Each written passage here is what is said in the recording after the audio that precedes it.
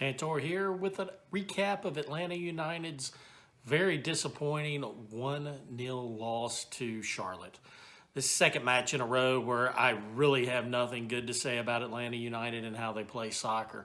It was just disgusting. You start the day off, wonderful day of soccer, watching Man City play Liverpool. It was a truly masterful game. It was just brilliant soccer. And then we follow it up with Atlanta United and Charlotte, and that's like watching a 13-year-old kid with a can of spray paint tag a bridge. It was just disgusting. Wasn't any good. It was a waste of 2 hours, and quite frankly, this is a waste of time doing this recap when we have a team in Atlanta United that obviously doesn't care about results. We lucked out at DC United last week and stole a point on the road after some lackluster play. This week, we didn't steal a point on the road after lackluster play. It starts out, we've got Joseph out with knee surgery again, out 6 to 8 weeks, so he's not playing. Dom Dwyer's taking his spot, but the key loss here is Ozzy Alonso being out. He has held the midfield together, and boy, did we see it the first half. We basically got our butts kicked for 45 minutes in the first half of this game. Without Alonso in there, our midfield is just a disaster. We started Sejic for Rossetto and Sosa for Alonso. I don't know what's happened with Sosa's game. When Heinze was here, Sosa was sensational. He's not now. Rest assured, he is not now.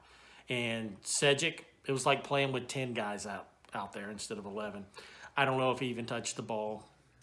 So I don't know what we have to do to get Ibarra back out there, but Pineda subbed him in the second half, and he was a force to be reckoned with out on the pitch. But something's got to be done about our midfield, and soon, because it's a disaster. Not having Joseph in there, even though he wasn't a force this year, that's killed us too, because Dom Dwyer, he's putting forth a little bit of effort, but he misses his opportunities where Joseph would score. So it's costing us, and we are not playing well. The one goal that Charlotte got, it was an Olympico off a corner, but basically Guzan was ball watching, paying more attention to the Charlotte player that was in his face rather than watching the ball, and a competent goalkeeper, and I do mean just a competent goalkeeper, makes that save. So, well, it's probably going to be goal of the week, but it's more on the lines of, hey, what was your keeper doing at that time that should have made that save? Second half, nothing really happened that made any difference.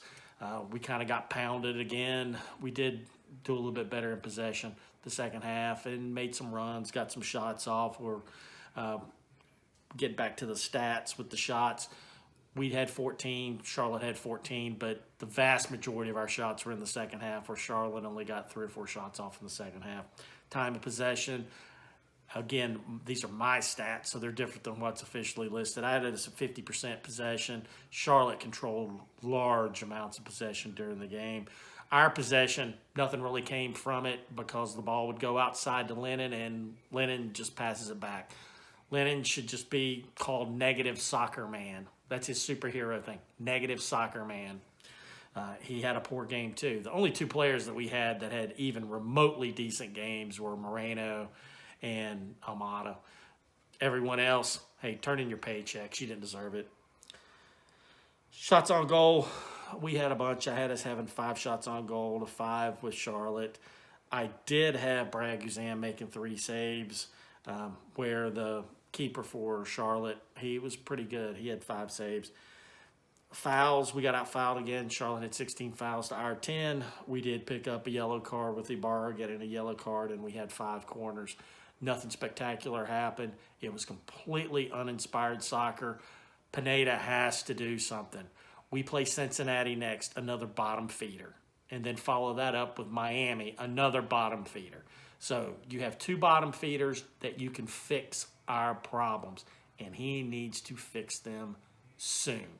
There are no runners out there. It's a very static offense and way too much negative play. The only 2 guys trying to make something happen are, like I said, Moreno and Almada.